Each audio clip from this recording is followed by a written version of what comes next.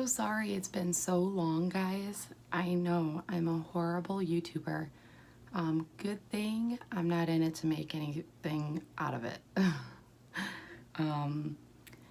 So I will start with the stats, which is the boring shit, and then move into what's been going on for a while. And then, as always, I will close with showing you all of my parts. So last time I saw you guys, it was weeks 8 through 11, and I was 196.2. Sorry, I'm reading my notes. And today is week 19, so it's been 7 weeks since I saw you last, and I am 187.6, which is a 8.4 weight loss in 7 weeks. Which is also why I probably haven't, well, I know why. It's absolutely why I haven't come on and posted anything, because I felt like there really wasn't anything to post except for the fact that I suck at this. Let's get through the mumble jumble, which is, hello, I am VSG Mom Geek, and I had VSG surgery on December 22nd, 2017. So December 22nd, 2017. It has been, what is that? December, January, February, March, April, May, 5 months. Not 5 months yet, we're just under 5 months. And I have lost since surgery, 47.4 pounds. Since, like, total, pre-op and all, 125 pounds. So overall, I'm not doing that bad. I seem to be doing worse since I've had surgery. I had my surgery at Beaumont Hospital in Royal Oak, Michigan by Dr. Chingelis, who is amazing, and I absolutely adore him. He's very blunt and in your face and tells you how it is, and I appreciate that about people. So I think he's fantastic. Plus, when I show you guys my stuff, you'll see my scars are they look great, and I'm very pleased. I'll list all this stuff right down in here somewhere. Yeah, so what's been new? Let's talk about the elephant in the room. Oh my gosh. Okay, firstly, it's 6 o'clock in the morning.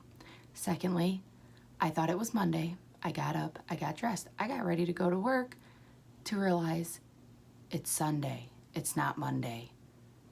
So then I was like, oh, everybody else in my family is asleep. It's a perfect time to make a video because I never have quiet in my life, which is what I'm doing. And I'm in my daughter's room because she's on the couch.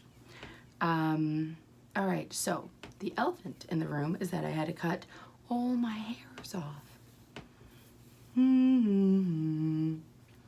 It's not too horrible, but I did want to keep it longer. It's just my ponytail was like, and I was losing so much hair. This hairstyle is supposed to be quite full and have a lot of body and be voluminous or whatever, but you can almost like quite see through it because my hair is so thin. And it's really sad because I love hair. It doesn't even have to be my hair, as long as I don't know, I love hair. I also decided not to put makeup on because one of the things that I was hoping might change a bit in this process would be my rosacea. As you can tell, I did get some sun yesterday, so this may not be the most accurate look at my skin, but I don't know. I feel like it's gotten a little better, maybe. You can look back at my first video and judge for yourself. I maybe put a little blurb right here or something to compare. But like I said, I did get a little bit of sun as well, so probably not the best judge of actual differences. But whatevs. So I come to you all natural. And what else is new? Running. I'm still running, not as often. So what I found in the last 7 weeks since I've talked to you last is that I suck. I do, which is why I've only lost 8.4 pounds. I think that I get very frustrated with myself, and then I get really frustrated with others, because what happens is we start justifying why we're not doing very well. And that's the first thing that I thought about before I popped on here was, what should I talk to you guys about and give you a heads up on? And you know, what struggles I've faced and things. And to be honest, the struggles I faced are the same struggles that got me over 300 pounds, which is that I have a problem with food, period. And even though I've had the surgery, that doesn't change your mental approach to food. It just doesn't change your relationship with food. You still have the same struggles. And like with all things in the world, you find a way that you can cheat the system. And just naturally, you want what you want when you want it. So even if your tummy's like, oh no, you should probably stop eating, then you've already worked out a way where you know after like 10, 15 minutes, you can start eating again. Or, and it's not even like a conscious thought. Like you're just sitting there and you're like, oh, I should stop. So you stop because you can't really do too much more. But then instead of taking the moment to go and like put the food away or get it away from you, if it's still sitting there, or especially if it's snacks, then you start snacking again, or you start putting the food back in your mouth again. And that's all on you. So that's all on me. That's my bad. I did find though that in this time I've really increased my activity level. So I was working out 7 days a week and running, and I think that's why I kept stalling for so long. And again, this is not me making excuses. My weight loss has been minimal because my dumbass, not because of this. But I did find, in all honesty, the scale didn't move as much because I was building muscle. And I could definitely tell that, you know, I was a lot firmer and things.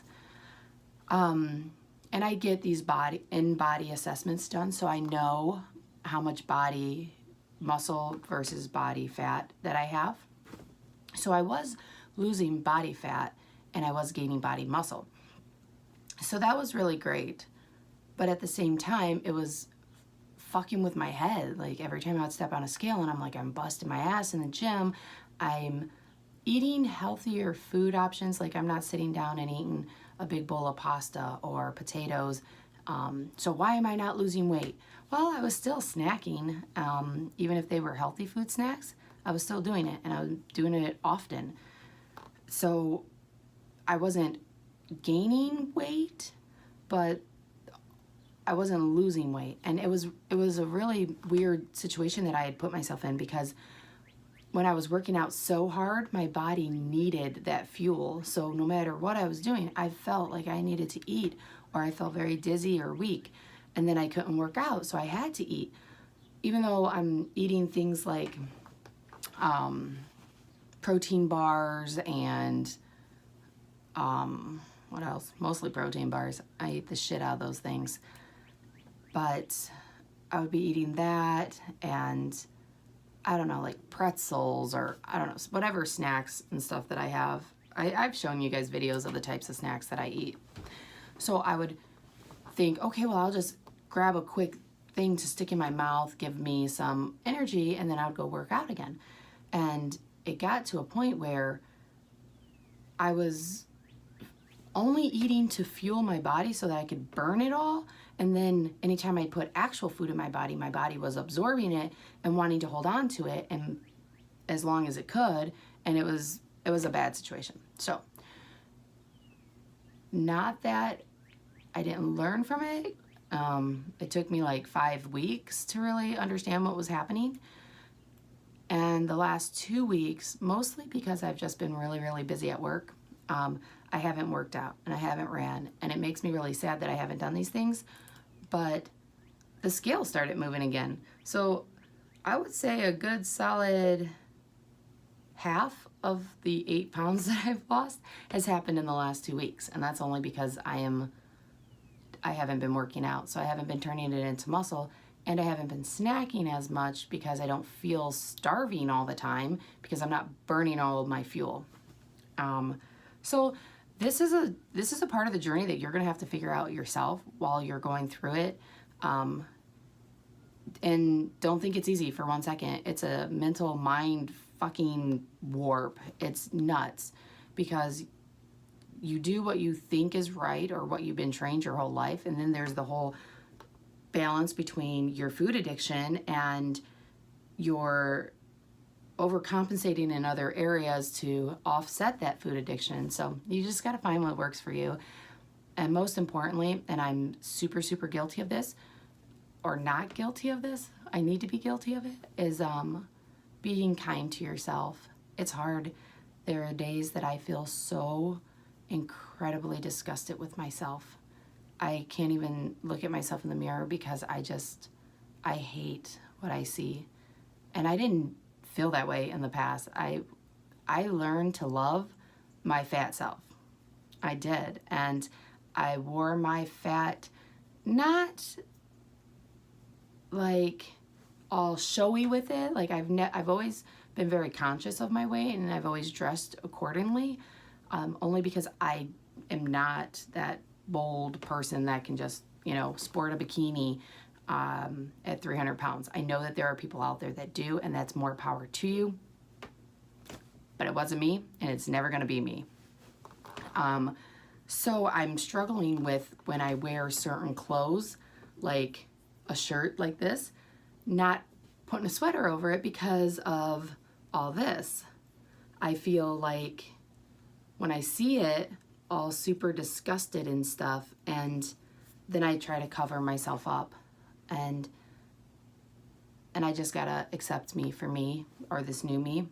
Or since I've started losing weight, my eyes are a little further back in, and I don't know, you can kind of see the droops and wrinkles. So I've aged about 10 years with this 125 pounds, which is hard too, is because I've always been round and plump and jolly, and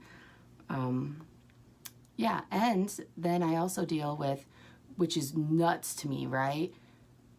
Like girl on girl hate shit. Like when there are women that are larger than me, I've not gotten jobs in the last couple months because I was laid off and then I was looking for work. I mean, I have a job now, but because I can see these women judging me, not because of my personality or who I am, but because they're sitting across the table from me and I'm talking about work stuff. And then when they ask like personal questions, I incorporate the journey that I'm going through. Not that I've had weight loss surgery or anything like that, but I talk about how eating healthy, cooking, working out are all huge parts of my life now, because they are like a huge, most of my life aside from my kids and my husband. But I see anytime I talk about working out or running or how I am training for a marathon, that these current fatties are like, oh no, I don't want her wearing off on me or making me feel fatter about myself. And it takes me back to me being that weight and talking to people smaller than me. So that's how, I know for a fact that that's what they're doing because I did it. So I don't know. It's very strange being on the other side of that and not getting jobs and things because I'm smaller than the person sitting across the table. But it all works out, right? I found a job anyways, and I like what I do and I'm good at it, so fuck 'em. Okay, next thing. So muscles. You can't see them. I have some pictures. I'll maybe try to put put some up. But I've lost a lot of muscle in the last few weeks of not working out. I mean, like, muscle is crazy. You don't work out and it's gone. That shit does not hang out and wait and say, oh, you know what, you need a break? That's okay. I'm just going to wait for you. No, it takes off. So you can't see all the definition that you could before, but, oh, I hate this. I'm sorry. I'm going to be self-conscious about it no matter what I do, but you can't see as much definition as you could before. But I was getting super ripped and I would have been like, but that's what happens when you stop working out. Yeah. So their muscles go away when you don't build them up. I think that's where I was going with that. I don't know. I just wrote down muscles. So, and, oh, the other thing is I went to my OB appointment, my annual, and I talked to him because my menstrual cycles have been horrible. So if you followed me from the beginning, you know that I struggled with PCOS. It took me 10 years to get pregnant with my daughter. I've had multiple miscarriages, and I have 2 beautiful children now, but I have had some surgeries done. I've had a tubal, done, and I had an ablation, and I had part of my uterus removed due to some negative type cells that were there. But I was told after my ablation that I would stop having menstrual cycles, and this was 2.5 years ago, and I still have them, and if anything, they're worse than they were in the past. I used to have to go and get blood transfusions quite frequently because I would literally bleed to death. My cramps have always been so horrible that they almost paralyze me. I can't function because they're so bad. And it's gotten back to that point. So seeing my gyno, I'm like, listen, I don't know what's going on, but it's horrible. And after it was actually kind of funny. So he gets down there and he's all like doing his thing. And he was like, oh, that's different. Well, good to know that you have a mental image of what it used to be. But okay, what's different about it? And apparently all of the stuff that had been cauterized and removed has grown back. And I probably sound like an idiot for any medical professionals, and I'm so sorry that I did not take good notes or anything. But basically, from what I understand, is what was removed grew back. Why or how? He thinks it's based off of the weight loss, mostly, because hormones and estrogen and stuff like that is stored in body fat and is released into your system once the body fat is gone, and then your body absorbs it in different ways. So basically, my uterus just got super thick again, or something, the tissue or something came back. So where I was questioning in the past if a second ablation is even a possibility, it is. And I'm going to have one. So I will keep you guys all updated on that. I expect to have it in June sometime.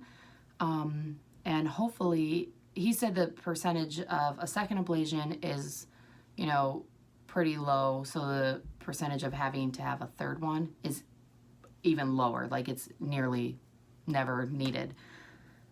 So we'll see. Hopefully that'll help things, because life sucks when you have to wear adult diapers just because you bleed through everything else. I'll keep you posted on that. And then, oh, I got a visitor.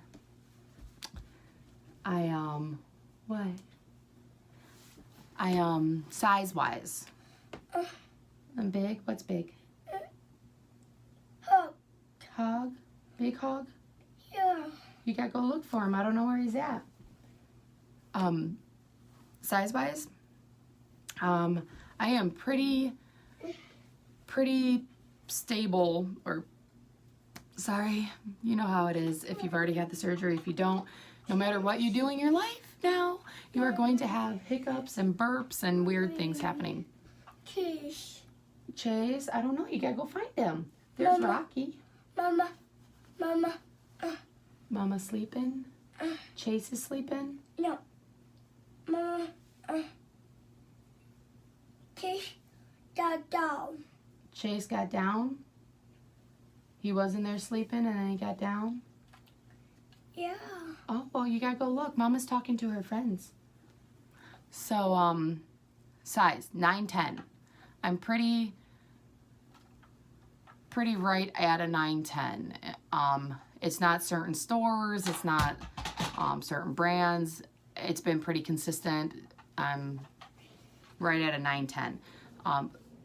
Tops is I'm pretty good at a large. I think that what I'm even wearing is a medium. So when you see me stand up, you'll see it's a little snug in some areas, but large t-shirts and things fit just fine.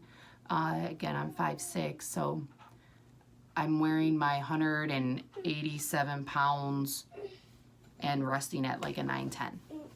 I still haven't had to buy any clothes yet.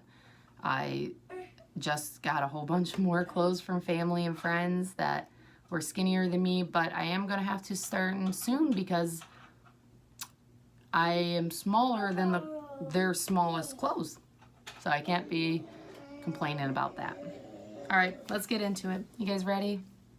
I'm not. Oh, but I will share with you this.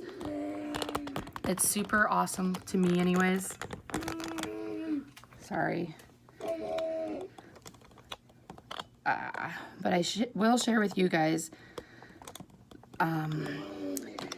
I got new bras from Victoria's Secret, and I went and got measured, and they told me I was a 36 double D. And they gave me, I bought a bra and everything.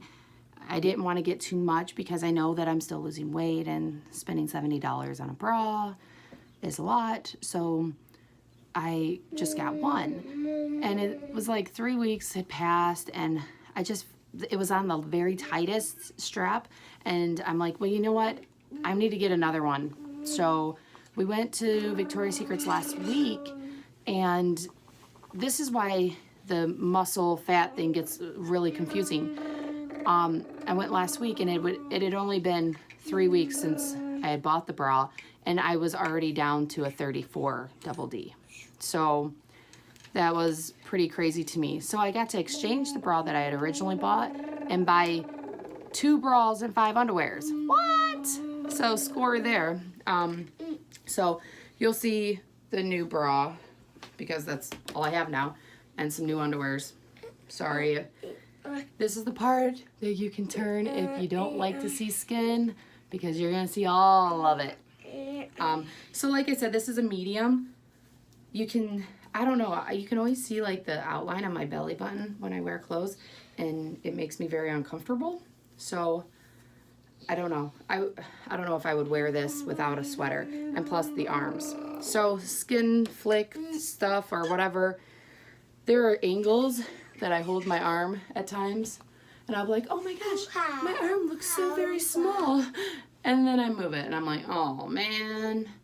So what I hate is this right here. I got this here, and then when I put my arms down, I have all this in here that just hangs out of my bra. Alrighty, so this is my belly in all of its glory. These are my incisions. I'll show you. They are a little bit purpley, but that's because I'm insanely white. Like, find the whitest friend you have and then make her even whiter. That's me. Except for the red. White and red. That's what I got going on. So yeah, you can see them a little bit because they're purple. A little purpley. And then this one here. So, but if you feel them, they're very flat. There's no bumps or ridges. They're thin, they're small. I don't know. I like them. I'm happy with them. And eventually, if I ever get darker or something, I'm sure they will fade a little bit more. So, sorry. I don't understand these boob thongs in the bra. But, yeah. So, when I put my arms down, you see I have all this here that's just like super duper loose and all in this. So, if, yes. This boo. Oh, yeah? Boo. Blue? Kiss boo. Kiss Boo Boo? No. Oh, I don't know. Boo. I'm almost done. Oh. Oh, okay. Yeah, so I got, this is what kills me. I hate it. Shh. I hate all of this. And when I turn around here, this is still here. It's not as bad, I guess, as it has been. I don't know. So you can see here, this is a lot that's super duper loose. Before it used to hang really, really bad. I guess I can pull these down a little bit more.